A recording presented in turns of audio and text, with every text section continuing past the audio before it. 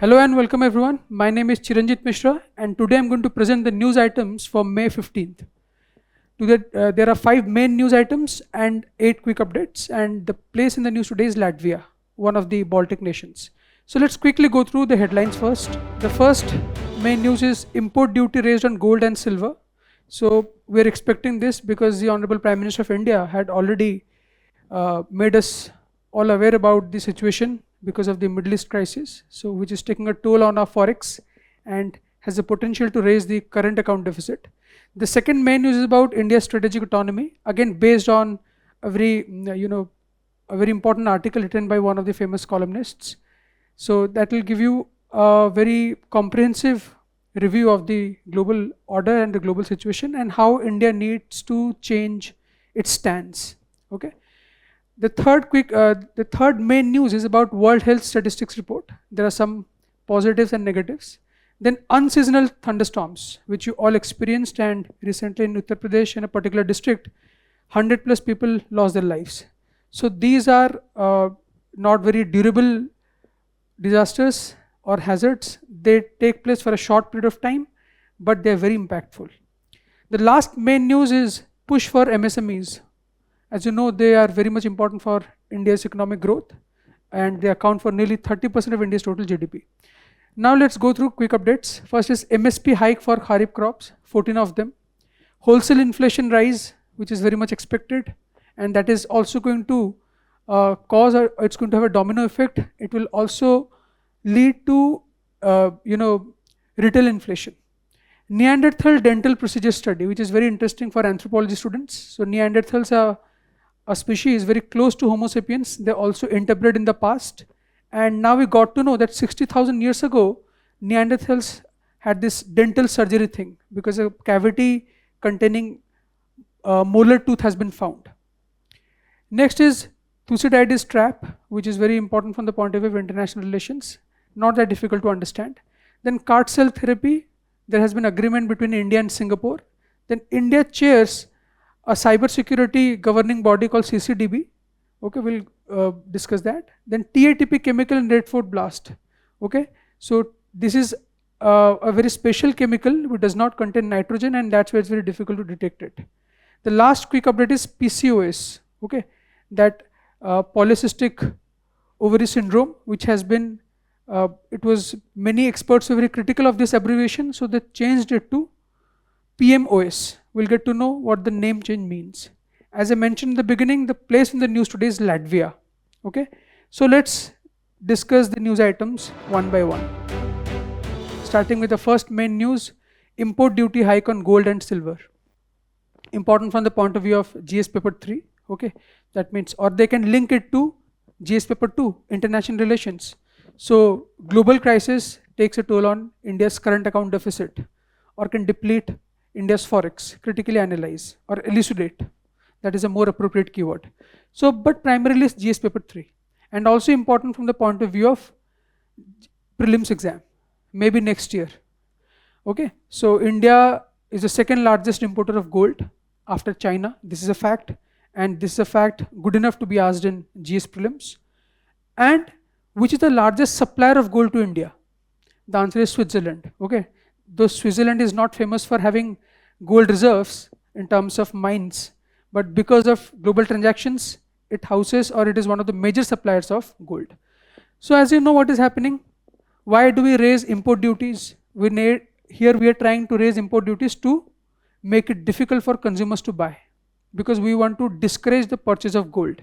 India does not produce enough gold. Nearly 90% of India's gold needs, 90%. Let me change the color of the pen. 90% gold needs is imported. Okay, and India imports it from primarily Switzerland, then UAE and South Africa. Okay, the source countries keep changing, but this is the current situation. As you know why? Because the more gold you buy, the more amount of dollar you will need, and the more amount of dollar you need, the exchange ratio affects Indian rupee. That means a rise in current account deficit. Current account deficit is what? Basically trade deficit plus other transfer payments, and that shows how much money, how much dollar enters Indian market and how much dollar leaves Indian market. Or the same can be converted to Indian rupee. Okay, so it's not a good thing that India needs more and more dollar.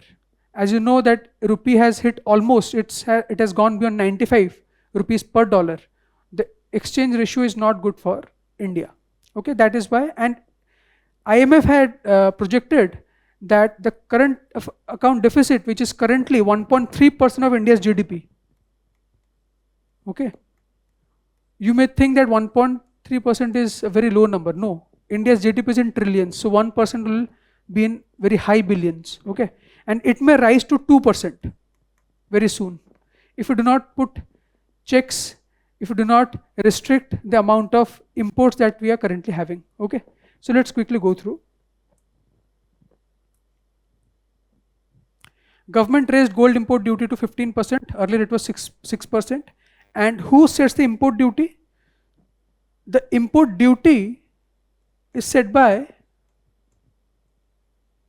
CBIC, Central Board of Indirect Taxes, which is Ministry of Finance.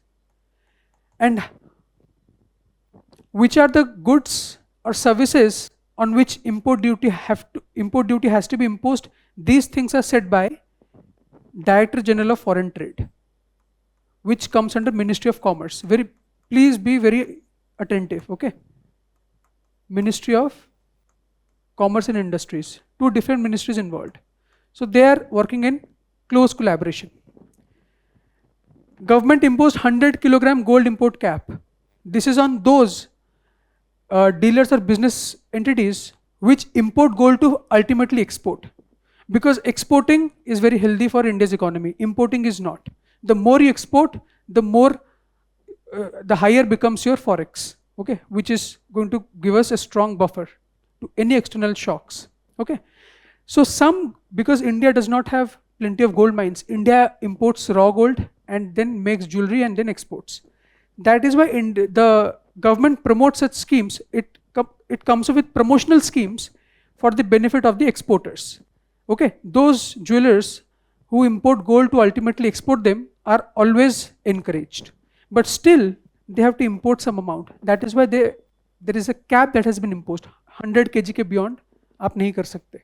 Cap applied under advance authorization scheme. This is meant for those businessmen who are exporters. वो import करते हैं, they add value and then you export. Okay.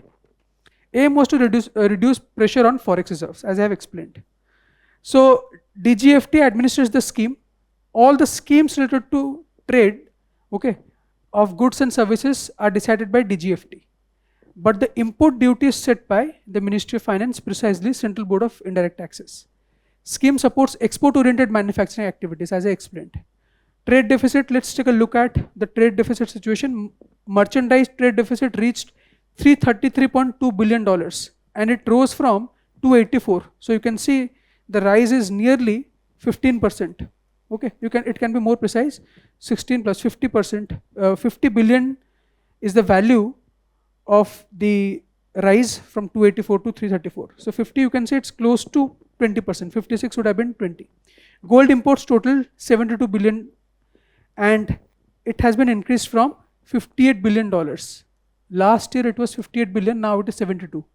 Now there is one interesting fact. You may see a rise in the value of the gold imported, but the amount has not increased, the amount has decreased. That means we imported less gold in 2025-26 as compared to 24-25. But why was the price high? Because the value of gold has increased, although the amount of gold that was imported was much lower. Okay. A reason for the step: increased CAD, depreciation of Indian rupee and dead capital. Gold is a dead capital because although it has tremendous potential to be monetized, but people don't monetize gold. People use gold as a safe haven. Okay. In situations of crisis or in critical situation, they can use the gold and sell it and buy money, or they can take loan. Otherwise it lies dormant, idle. Okay, that is why government came up with this sovereign gold bond scheme, although it had its own merit and demerit. So gold has tremendous potential to be monetized, but people don't monetize it. That is why it is dead capital. And regarding the consumption status in India is the second largest consumer of gold. Number one is China.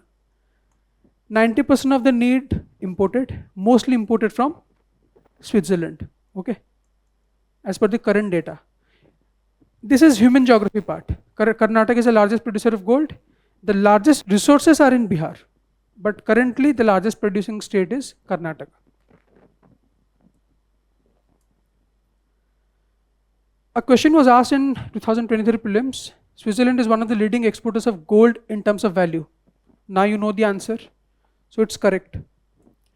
Switzerland has the second largest gold reserve in the world. No, it's nowhere close to US, Australia, South Africa. It's because of only financial transactions. So statement 2 is not correct. So the answer is 1 is correct and 2 is not correct. C. India's strategic autonomy, GS paper 2. Now these are like ongoing topics. Okay, nothing can affect India's strategic autonomy in a day or two. These are long-term goals of India's foreign policy. And strategic autonomy, though we use it in a very normal manner like strategic expansion interchangeably, but strategic autonomy has a very precise meaning. That means I can decide my own foreign policy. A country can decide its own foreign policy without any external pressure. Okay, for example, if there is a big country which is my friend and it is not on good terms with another country, A, B, C, okay, or let's say A and B. I means India, A is another country and B is another country. A and B are enemies, but A is India's friend. Okay, how is India going to maintain its foreign policy with B? And A is a very powerful country. Okay, if India has strategic autonomy, India's foreign policy with B will not depend upon its ties with A. India will not give a damn to how A thinks. India will think about its national interest. Okay, this is strategic autonomy. If you have the capacity to maintain ties with your friend's enemy as if it were your friend, that means you have strategic autonomy. In India's context, this term was popularized by our erstwhile Foreign Secretary, Shri Shyam Saran. And it gained prominence during 2004 to 6 when India was strongly negotiating with the US for the civil nuclear deal. Okay, so you can mention it in the mains answer, Shri Shyam Saran, in India's context. Before that, it was very much prevalent in the international relations theory. Okay, so now let's take a look at the India's strategic autonomy sector and what are the challenges, how to walk the tightrope. As you know, India doesn't have any permanent enemy now, except Pakistan, which is a warring nation, and to an extent China. But India-China trade is, in terms of volume, it's very high. Okay, so all the powerful countries are very close to India in terms of trade, and they are each other's rival or enemy. So how is India walking this tightrope? Let's see. Sovereign foreign policy. Before that, let's quickly go through the meaning of strategic autonomy, which by now you understand. Sovereign foreign policy and defense decision-making ability, free from external pressure and alliance constraints. Okay, normally people, let's assume individuals, in your junior classes you must have had many friends. Sometimes your friends were not on good terms, but you were friends with everyone. Okay, some of them would feel jealous ki why you are, despite being my friend, you are also friends with my enemy. Okay, so that happens at the global stage also. Not equal to neutrality or isolationism. Okay, this is very important because we are actively involved with both USA and China. They are strong rivals. Okay, there is another concept we are going to study in quick update also related to US-China rivalry. Okay, so but India maintains, these are the two largest trade partners of India, but they are each other's rival. Similarly, Russia, one of our strongest defense suppliers, crude oil suppliers for 2023-24 was highest. Okay, until and unless that, until the United States put some tariff pressure. So India's strategic autonomy also faces certain challenges, which are fragmented global disorder, increasing geopolitical uncertainties. If in a situation, it's all about permutation and combination. If there are 10 countries in the world and each country, 8 of them are each other's enemy, it will become very complex for India, very complicated. How to maintain relations, because each nation is every other nation's enemy except mine. So you have to calculate and recalibrate from time to time. Okay, and now as you can see, after President Trump came to power, how volatile the situation has been. So now we are living in a fragmented global order. Rising protectionism. It started with hyperglobalization in the 1990s. Countries started to push measures related to strong interlinking in terms of trade, cultural exchange. But now countries are taking back steps or backward steps. That is called protectionism. They're closing their boundaries and borders. American dominance and China's growing assertiveness. These are the challenges. Russia pursuing revisionist foreign policy approaches ever since 2014, the Russia-Ukraine war, and now in 2022, again it reignited. Western pressure regarding Russia defense ties, diplomatic pressure over Russia energy imports. Okay, that's why India had to make a compromise. India was also criticized, and many also supported India's stance, because India has always been very wise, I would say. Okay, because taking strong stances can cost you a lot, and especially in a big economy and big country with such a huge population, you have to walk a tightrope. And so far, India has actually done well in terms of diplomacy, I would say. How has India maintained strategic autonomy? Recalibrating relationships with major powers, okay, making some mutual adjustments. It has not angered Russia yet, although it has stopped purchasing crude oil. I mean, it is not as high as it was, but now there is some relief. US has agreed because of the West Asia crisis, so India is again importing oil. Balancing act with China, okay, there is a border dispute, but in terms of trade relations, the volume is very high, trade volume. Firmness in relations with Russia, trade diversification and defense diversification. India is also quietly moving away from its old partners. For example, in terms of defense imports, Russia was the largest defense supplier to India. Now we are diversifying. France, Israel, to an extent US, and also the stronger thing is indigenization, which is called Atmanirbharta. Okay. Similarly, trade diversification. We're also trying to rebuild ties with Europe, and Europe also badly wants to connect with India. In 2025, a question came not on strategic autonomy. So far, UPSC has not used the word strategic autonomy in general study mains. But a very close term was asked. It's called, with the waning of globalization, that means fading of globalization, post-Cold War world is becoming a site of sovereign nationalism. Sovereign nationalism is again putting national interest at the core, okay, while maintaining or exercising foreign relations. In a very close manner, it involves strategic autonomy,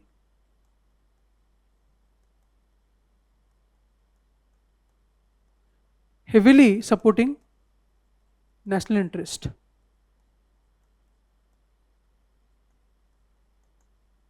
Okay. So as you can see, elucidate. It's not critically examined. That means you have to explain how. Elucidate keywords. A keyword, if the keyword is elucidate or explain, that means it's very direct, straightforward. You have to cite examples. This is how it is happening. There is the reverse trending of hyperglobalization, okay, increasing protectionism by US and foreign policy, closing borders, okay, trade wars, and all these are anti-globalization forces which are at work. So that should be the body of your answer. You can try to answer this question, okay. Now you have enough content, you just need to organize your ideas. The next main news is about World Health Statistics Report 2026, okay. It's a very comprehensive report. I think for each disease you have one line which you can pick from this news. इसमें से एक line आप उठा के you can use it in your mains answer. If it's on HIV or prevalence of HIV, the sanitary habits across the globe, you can pick one line. And it also, the most catchy line of this report is the deaths associated with COVID-19. We believed, as per the official report, 7 million people died globally. 70 lakh people died, 7 million. But as per this report, it was 3 times even more. That means 2.1 crore people extra deaths, they were not accounted for. Okay, that means you can imagine the toll. Or maybe it was even more than that. So this is the most catchy line or catchy finding of the report. Recent context is WHO's World Health Statistics 2026 report. Of course, in the prelims, they may ask who released the report. It's WHO, undoubtedly. Report highlights progress plus challenges. We have fared well in certain sectors, areas, but challenges remain. Positives: HIV infections declined 40% between 2010 to 24. In a span close to 15 years, there has been reduction in the HIV incidences. Access to essential services also improved, as I said. 960 million people, that means nearly, you can say 1 million is 10 lakh or 0.1 crore, 96 crore people gained access to safe drinking water, good. 1.2 billion gained access to sanitation, okay. That is also due to several measures like open defecation free or Swachh Bharat Abhiyan. Not just about India, across the globe. 1.6 billion gained access to basic hygiene. These are the good numbers you can put. Let's go through the challenges. Negatives: COVID-19 linked with 22 million excess global deaths. Okay. As per WHO, the official figure is 7.1 million. Okay. So this is almost 3 times.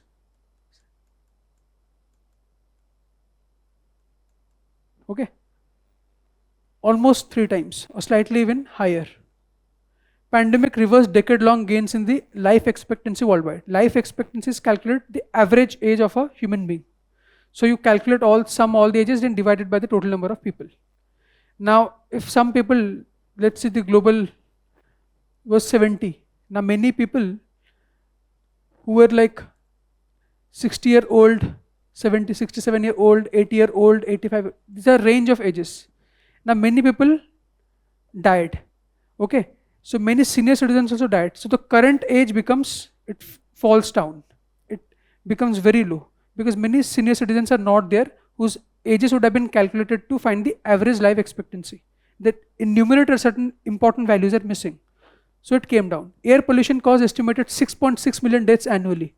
You can mention it. There's a fair chance a question can come in GS paper 3 about air pollution. As per World Health Statistics Report 2026, 6.6 million people die globally because of air pollution. Fresh data. Okay. 1/4 population faced financial hardship from healthcare costs. 18% countries reported timely mortality data globally. This is again, I have put it here under negatives because still many countries, they do not know how to ascribe a particular reason to the death of an individual. That means there is a lot of shortcomings in how deaths are recorded. Anemia affected 30.7% women of reproductive age globally. Under 5 overweight prevalence reached 5.5% during 2024. These are the negatives. These are factual information you have to memorize. Okay, there is no other way out. The most catchy is the first point. That's it. Now this news is unseasonal thunderstorms, GS paper 3, okay, disaster management, and NDMA had shared guidelines related to managing thunderstorms in 2018. But we'll get to focus on the geography side also. I'm sorry, it is very much important from the point of view of geography, especially thunderstorms, tornadoes, those natural hazards which do not have a very large aerial extent. They're very narrow, a few square kilometers, but they're very much impactful. Very much damaging to human lives and to resources. Just 2 days ago, the day before yesterday, there was even Delhi and the NCR region also faced the mercurial weather conditions, but a particular district in Uttar Pradesh, there nearly 120 people died. There were roofs were flying here and there. People are running in fear. Okay, so it's very scary, dangerous, and lightning should not be taken very lightly. Lightning can be severely damaging.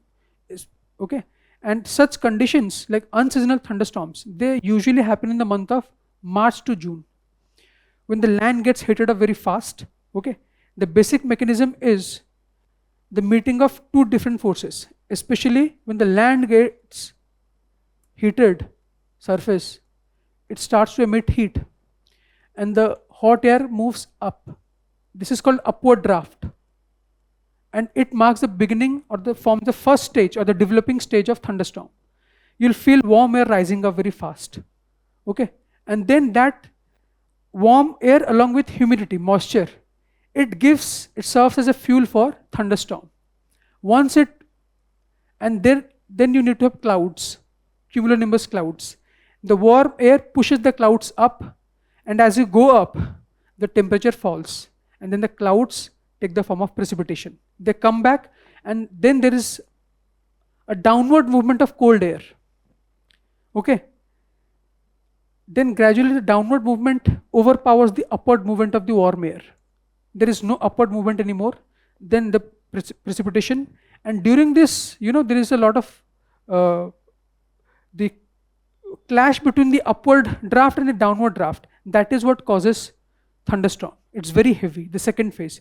Once the downward draft overpowers the upward movement of the warm air, there is no warm air anymore. Now it's raining or hailstorms, and gradually it dissipates. It happens for only 1 to 2 hours maximum, but the damage is unprecedented. Okay, this is the geography. Updraft and downdraft.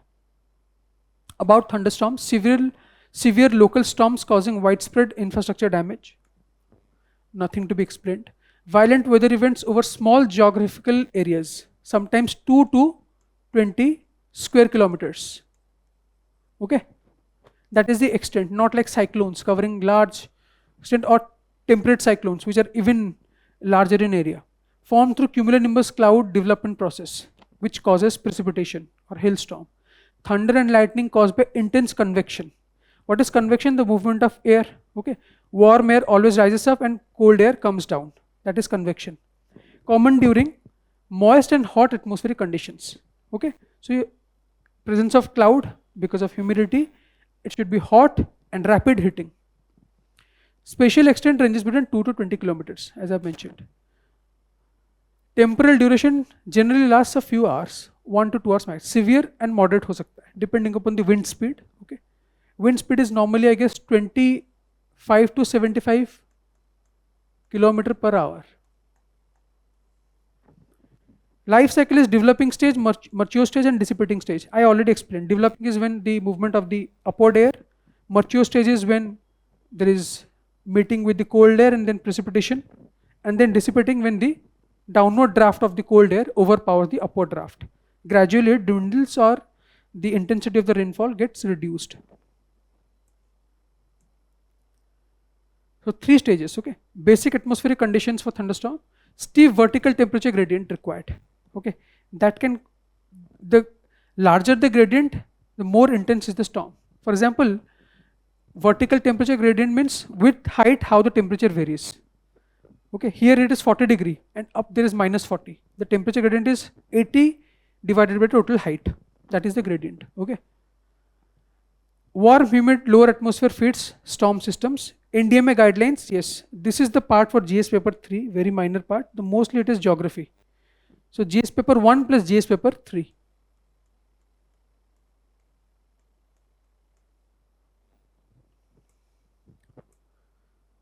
So what are the measures to tackle? First is public awareness also, and it is mentioned in the NDMA issued guidelines. And then focus on hazard mapping. So that is based on stochastics or statistics. Based on the previous records, you can say that this area is more prone to having thunderstorms. Last main news, push for rural and semi-urban MSMEs. As you know, MSMEs, if you can see the picture on this particular first slide for the news, you can see the importance of MSMEs. Okay, GDP contribution 31.1%. Okay, although these are small, micro, small and medium enterprises, look at their contribution.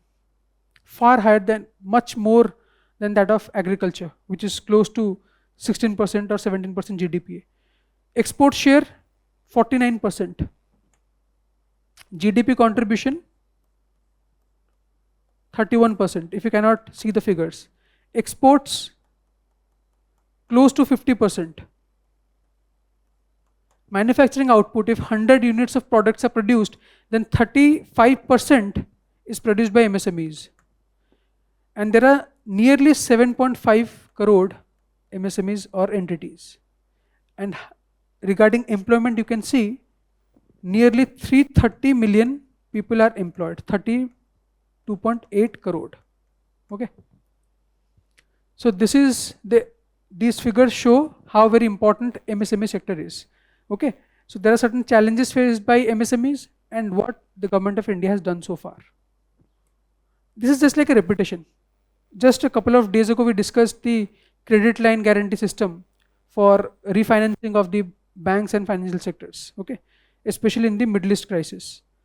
MSMEs contribute to drive India's economic growth, 31% of GDP, 49% of exports, and provide employment to nearly 33 crore people. Challenges faced are known to everyone. Limited access to finance and credit. Why? Because they're not part of the formal sector. Okay, some of them, and because they're associated with markets which are very volatile in nature. That's why financial institutions hesitate to lend them. Infrastructural deficiencies and skilled labor shortage, which affects their productivity. Low.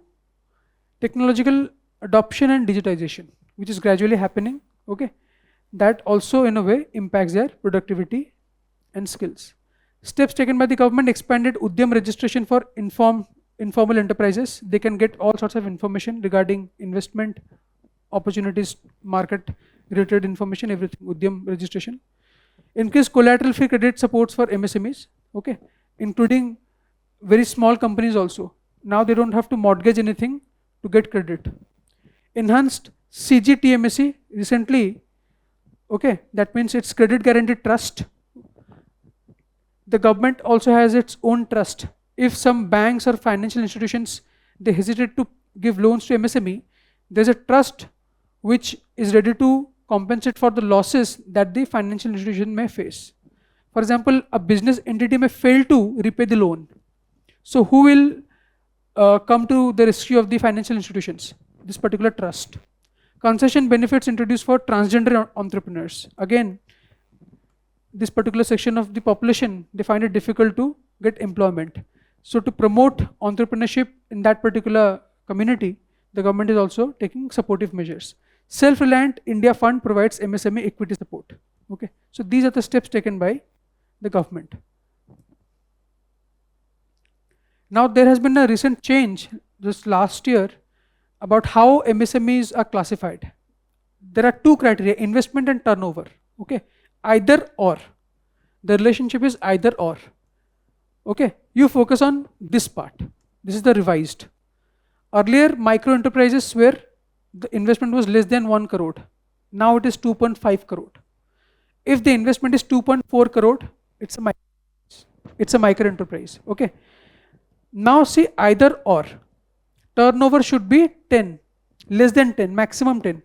Now I am giving you a question. If there is a particular entity in which investment is 2.4 crore, below this threshold, but turnover is 11.1 crore, will it be a micro enterprise? No. Even if it meets the criterion here, it failed to meet the criterion here. It jumped over the threshold, that is 10 crore. It will be classified under small enterprises. Okay, because here it is maximum 10. Here it is anything between 10 to 100. Small enterprises, either 25 crore investment upper limit or 100 crore turnover. Similarly, medium, maximum 125 investment or 500 turnover.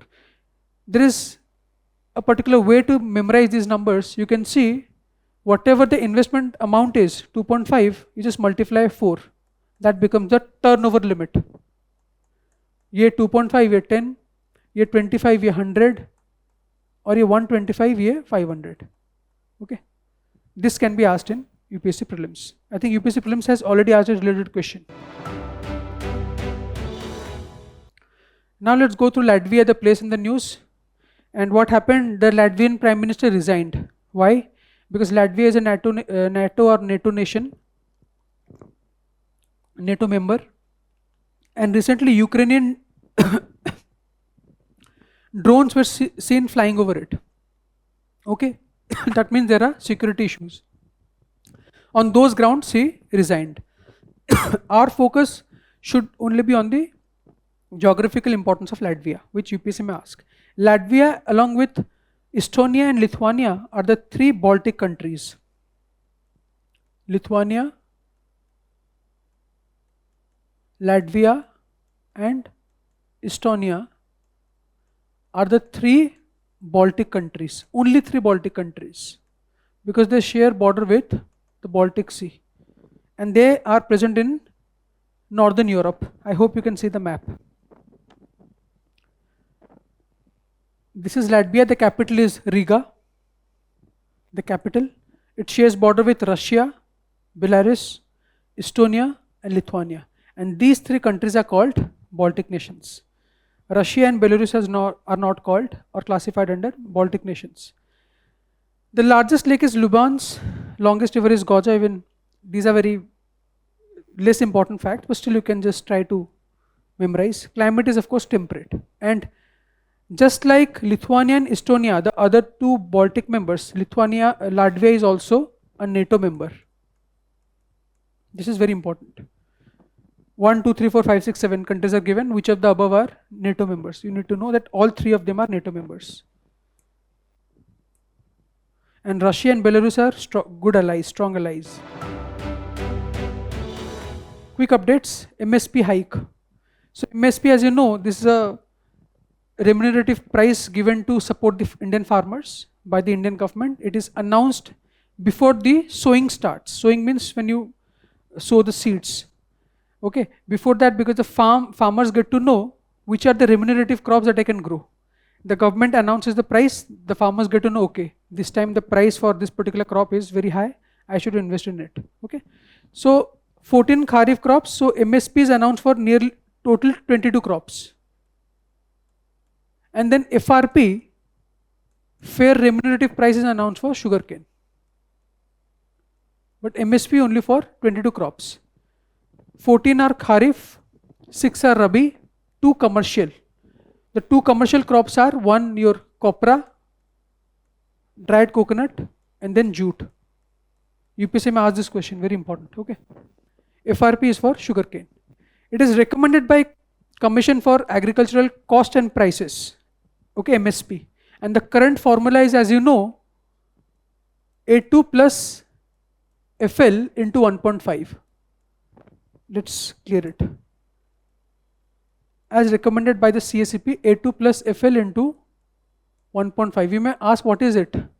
How is the MSP set? Well, A2 is all the input cost, total input cost, even the laborers that are hired, seed cost, fertilizer, insecticide, everything, pesticide. FL is the imputed farming labor, family labor, because you know agricultural families, they have different members, although there is disguised unemployment, who take part in farming. So they're imputed, एक estimate लिया जाता है, both the numbers are added and then 1.5 times that. That becomes your MSP. We also come across MS Swaminathan formula, which said it should be C2 plus 50%, which should be more profitable for farmers. But so far it has not been implemented. So current is A2 plus FL whole into 1.5, okay? And this has been suggested by MS Swaminathan committee. Approved by CCA, the union government led by Prime Minister of this country, Cabinet Committee on Economic Affairs. But it is recommended by CSCP and declared twice a year by the union government before the sowing season. These many facts are important. You don't need to know. I think important for prelims, not from the mains point of view, but important for prelims. UPSC has asked also. Rise in wholesale inflation, okay, again due to West Asian crisis. And why there is a rise in wholesale price? That means not retailer, at the wholesale level before it reaches the market, due to rise in the fuel prices. Okay, fuel and crude oil. Manufactured products inflation reached 4.62%, and now it is 8.3%. Sometimes WPI inflation was in the negative also. There was no inflation, although the retail inflation was very high, CPI, but WPI is to be negative. Now it is 8.3%, which is indeed very high. And it has been the highest in the last 42 months, 3.5 years. Okay. And when WPI increases, automatically the producers will pass the cost to consumers. I mean the retailers, and the retailers will pass to the consumers. So CPI will also rise. CPI combined. Okay, and WPI is released by Office of Economic Advisor. I mentioned it, which comes under Ministry of Commerce. And the base year is 2011-12. Very important from the point of view of prelims. That much you need to know. Neanderthal, one of the, you can say, contemporary species of Homo sapiens. They appeared nearly much later than Australopithecus, another bipedal hominoid. But Neanderthals were very much similar to human beings. And many believe that they disappeared, at the same time they also interbred with human beings. They were very stocky. Average height was less than that of normal human beings, but the cranial capacity was very high.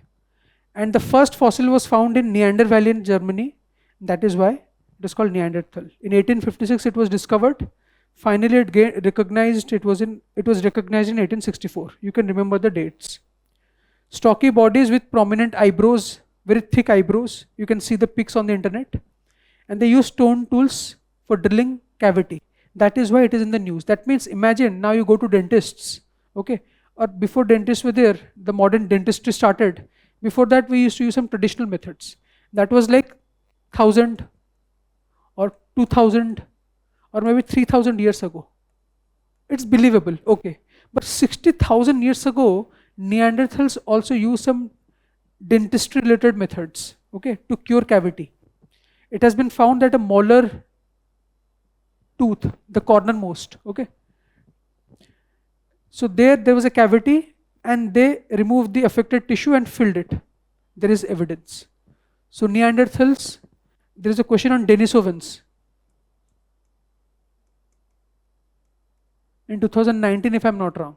कि Denisovans होते क्या हैं? Similarly, they can ask you what are Neanderthals.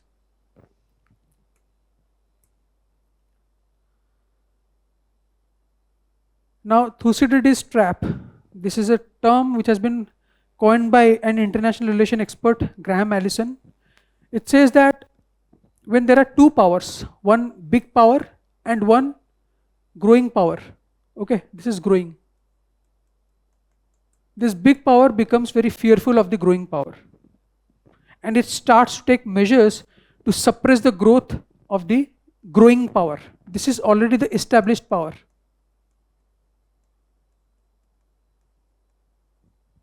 This is the growing power. What is the modern context? Before that, let's know how the term was coined. Now, Thucydides was a Greek philosopher. As you know, as you've watched many war movies or ancient, before biblical era movies, Sparta was a very famous nation in Greece. The Spartans used to take in a lot of pride for their hardiness and their battle weariness. Okay.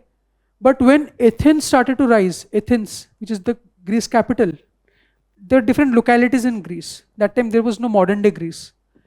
When Athens started to rise, the Spartans or Sparta started to grow suspicious.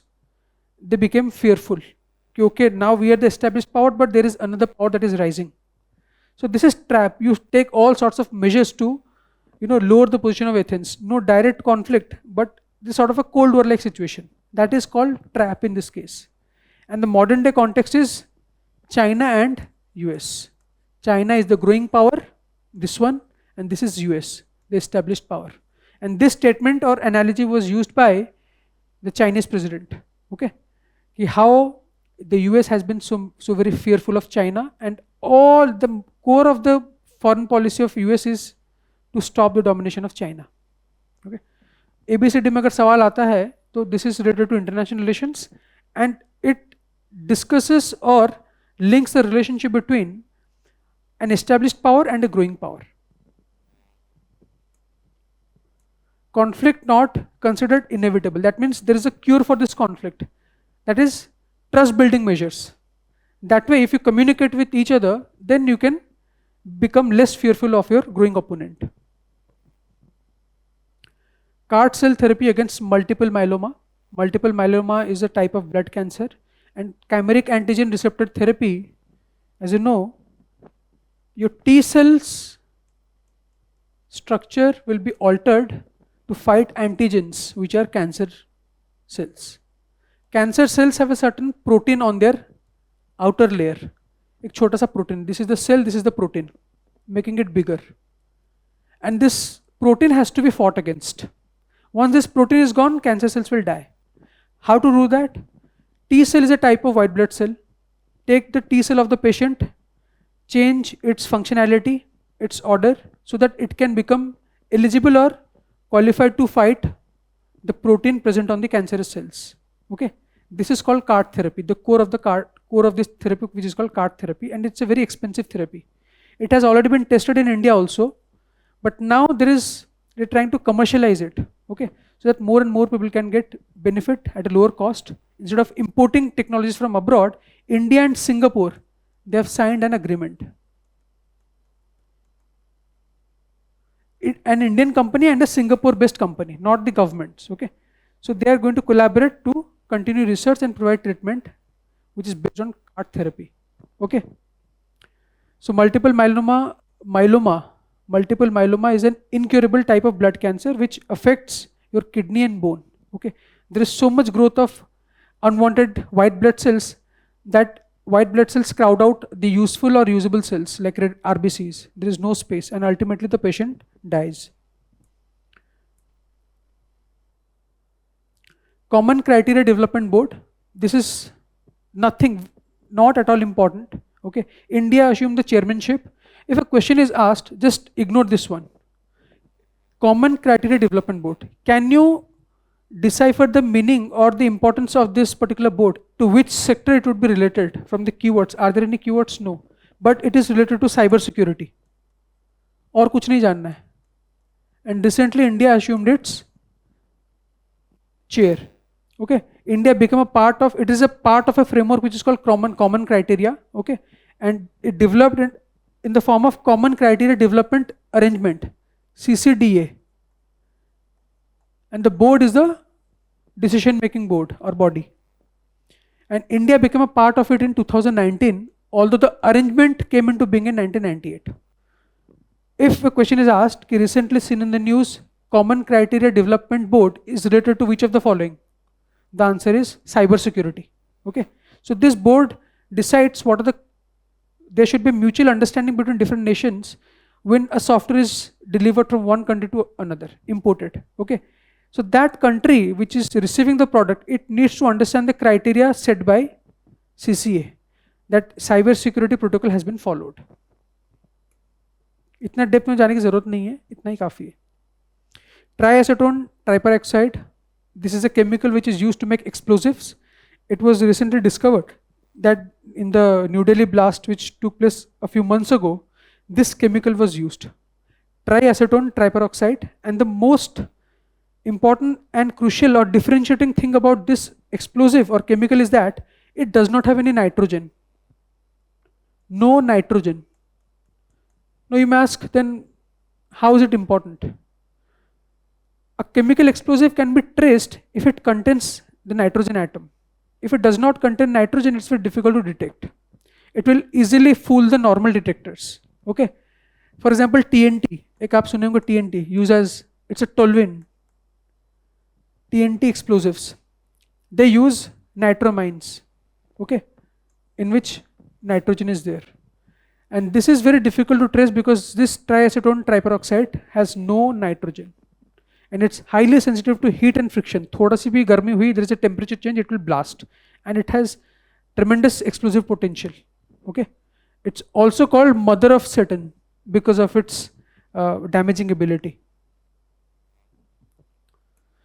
Let us go through a question which was asked last year only, prelims mein. What is the common characteristic of the chemical substances generally known as Cl20, HMX and LLM105?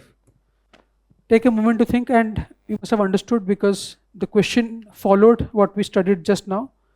These are explosive used in military weapons. Okay, similarly they can ask कि triacetone triperoxide होता क्या है?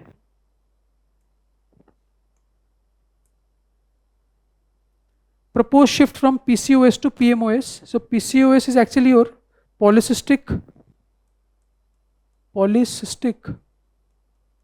ovary syndrome.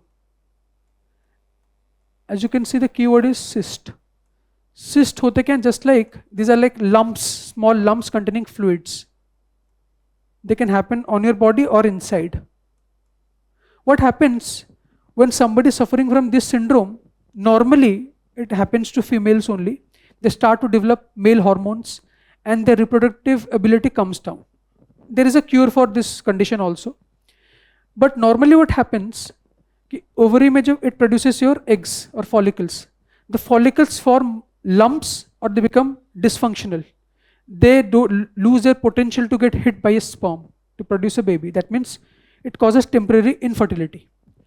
So PCOS, as you know, it's a syndrome. It has many symptoms.